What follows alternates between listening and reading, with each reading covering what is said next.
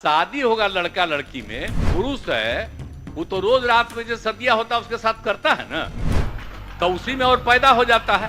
और लड़की पढ़ लेती है तो हमको मालूम था कि वो करेगा ठीक है, लेकिन अंतिम में भीतर मत घुसाओ, उसको बाहर कर दो। ऐसे बहुत सारे लोग कहते हैं कि नीतीश जी गांजा के नशा में भंग रहते हैं। ये तो सिर्फ सुने थे, लेकिन आज ये भी साबित हो गया कि नीतीश जी अब पगला गए हैं। जिस कहते हैं लोग कि जब पाप का घड़ा भर जाता है तो वो ऑटोमेटिक फूट जाता है। भर चुका है सर घड़ा, बिल्कुल भर चुका है। नीतीश जी को अब समय समय पर जांच कराने की जरूरत है कि उनके अंदर कौन सा ऐसा अल्कोहलिक द्रव का सेवन ले रहे हैं, या फिर उम्र के कारण उनका जो है इलेक्ट्रोलाइट्स अनबैलेंस हो रहा है, तो इस वजह से ऐसा बयान आ रहा है। और जब ऐसा बयान आ रहा है तो उनको राजनीतिक संन्यास ले लेना चाहिए। तो ये बिहार की जनता देख रही है कि जिन लोगों की इतनी घटिया सोच हो और महिलाओं के प्रति हर व्यक्ति अपनी बेटी, अपनी बहन, अपनी माँ की बहुत इज्जत करता है, अपनी बीवी की बहुत इज्जत करता है, और वो इस चीज को कभी नहीं बर्दाश्त करेगा। और बिहार की जनता 24 और 25 में इनका राजनीतिक अंतिम क्रियाक्रम करने का काम बिहार की जनता इनको अपना करेगी।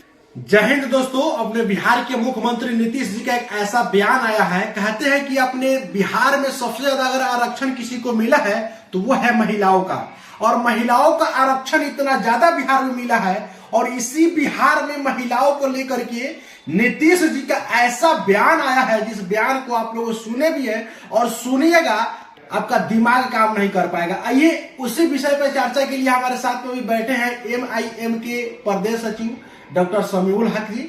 इनसे जानना चाहते हैं कि हमारे बिहार के मुख्यमंत्री जो भी कहा, क्या ऐसा उनको कहना चाहिए था? सर बिल्कुल नहीं करना चाहिए था। इस एज में असल में उनका मानसिक संतुलन ठीक नहीं है, और वो जो दिल्ली गए थे अपनी आंखों का इलाज कराने, तो साथ साथ उनको अपने दिमाग का भी इलाज करा लेना चाहिए था कि उनके मस्तिष्क में महिलाओं के प्रति इतनी गंदी सोच भरी हुई है, इसको भी निकालने की दवा वहाँ के डॉक्टरों से उनको साथ में लेकर के आना चाहिए था। मतलब आपके कहने का मतलब है कि जब नीतीश दिल्ली गए थे तो अपने दिमाग का भी इलाज करा लेना चाहिए था। मतलब पागल हो गए हैं क्या नीतीश जी?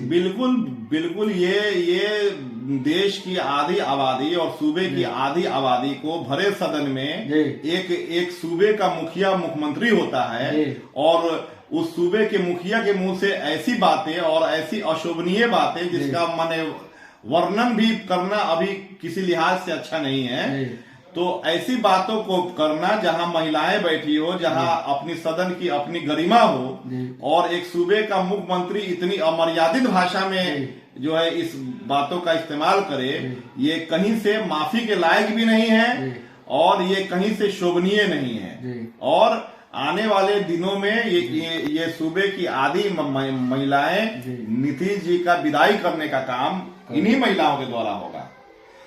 ऐसे बहुत सारे लोग कहते हैं कि नीतीश जी गांजा के नशा में भंग रहते हैं। ये तो सिर्फ सुने थे, लेकिन आज ये भी साबित हो गया कि नीतीश जी अब पगला गए हैं। जिस तरह से उनका बयान चल रहा है, वो सोशल मीडिया पे उस बयान को लेकर के सारे महिला जो है उनको इस तरह से बोल रही है। वही नीतीश जी है सर कि वही नीतीश जी है जो दारू बिहार में बंद कराए थे। उस समय कह रहे थे कि हमारे बिहार की नारी लक्ष्मी होती है, और उसी लक्ष्मी का अपमान उनके हस्बैंड दारू पी करके करते हैं, मारते हैं, कचालते हैं। और उसी बिहार की नारी को आज बिहार सरकार ये कह रहे हैं, शर्म नहीं आ रही का उनको? उन्होंने नारी का सिर्फ लक्ष्मी का रूप देखा है, नारी का सिर्फ सरस्वती का रूप देखा है।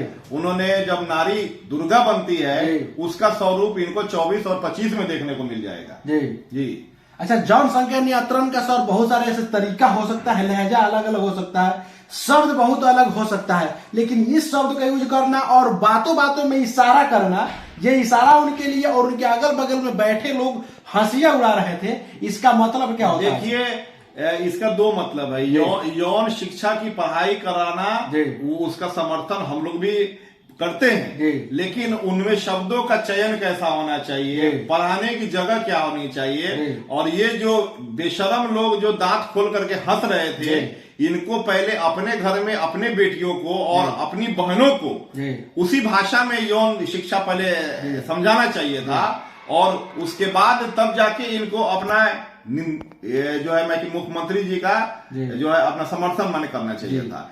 लेकिन ये लोग कुर्सी के लालच में और पद के लालच में हमारा मुखिया अच्छा करे या जो है हम खराब करें, ये लोग अपने जमीर को बेच करके वहां बैठे हैं। और ये बिहार की जनता देख रही है, 24 ज्यादा दूर नहीं है और उसके बाद फिर 25 भी आना है।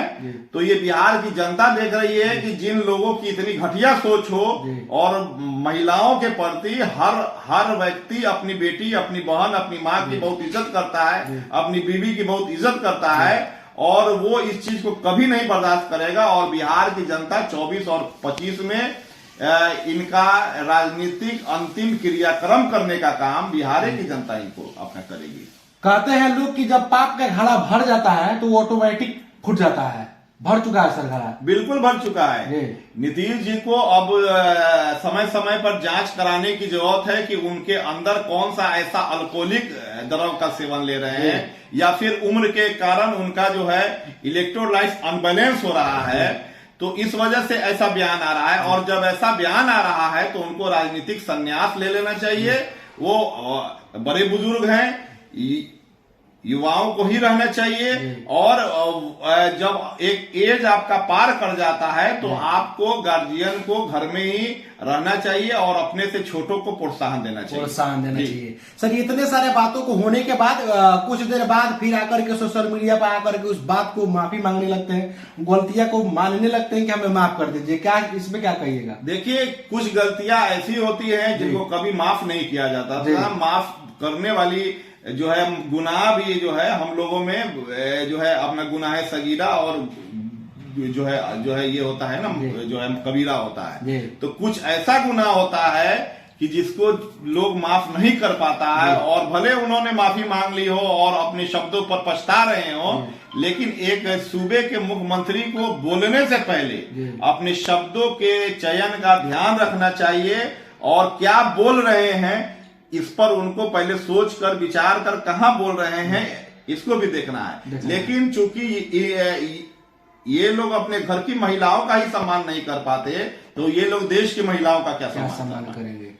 महिलाओं के प्रति इस सूबे के मुख्यमंत्री की क्या सोच है ये बिहार की महिलाओं ने देख लिया है और साथ ही साथ देश की भी महिलाओं ने देख लिया है।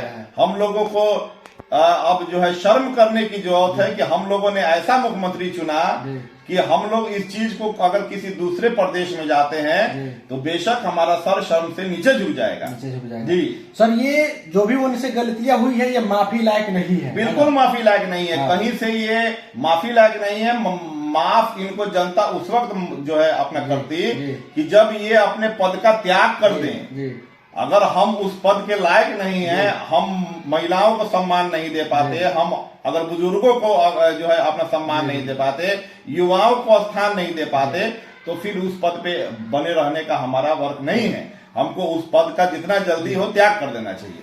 सर, जिस राज्य का मुख्यमंत्री ही इस तरह का बयान दे महिलाओं के प्रति, उस बिहार का धज्जिया उड़ाने वाले अलग कंट्री का लोग क्या सोच रहे होंगे इस बिहार के बारे में? वही चीज है कि आपके घर की पहचान आपके जो है फादर से होती है, घर के गार्जियन से होती है, पंचायत की पहचान माने मुखिया से होती है और सूबे की पहचान इस प्रदेश के मुख्यमंत्री से होती है। तो ये जब बयान वायरल हुआ तो पूरे देश में बिहार के प्रति लोगों की सोच क्या गई कि जब उस सूबे का मुख्यमंत्री ही इतना घटिया सोच रखता है महिलाओं के प्रति, तो और लोगों का क्या हाल है? और सबसे शर्म की बात है कि उनके जो भी अपना सहयोगी रहे उन्होंने इस बात का हंस करके और मुस्कुरा करके उनको एक तरह से मौन स्वीकृति दी। जी तो बहुत बहुत धन्यवाद। क्या सोचते हैं इस बयान को सुनने के बाद? सर सही बताया है कि आपका एज हो चुका है, आप गार्जियन लायक हो गए हैं, घर पे बैठने की जरूरत है और नौजवानों की सौंपने की जरूरत है, ये जिम्मेदारी। बहुत अच्छी बात बताई है सर ने। इस बयान को सुनने के बाद अपने प्यारा से कमेंट जरूर बताइएगा। और सर, आने वाला 24 में और 25 में आप विधानसभा का भावी प्रत्याशी हैं, इसके लिए क्या कहना चाहिएगा? जी, हम 2025 में नरकटिया विधानसभा से चुनाव हर हाल में हमारा लड़ना ये है, अब तय है। तो मैं अभी के वक्त में पूरे नरकटिया विधानसभा के साथ साथ पूरे बिहार के लोगों को बिहार का महान पर्व छठ और दीपावली की अग्रिम शुभकामनाएं देता हूं। जय हिंद, जय बिहार।